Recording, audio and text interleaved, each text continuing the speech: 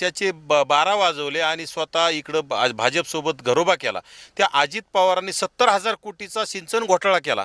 त्या अजित पवाराच्या दारात जाऊन उपोषण का केलं नाही सुप्रिया सुळेंनी? आणखी सुद्धा तिथं जाऊन उपोषण करावं. अजित पवारांचा मुलगा, रोहित पवारांचा लाडका भाचा पार्थ पवार यांनी आता महार वतनाची पुण्यामधील जमीन हडप करण्याचा 1800 कोटीची जमीन हडप करण्याचा प्रयत्न केला.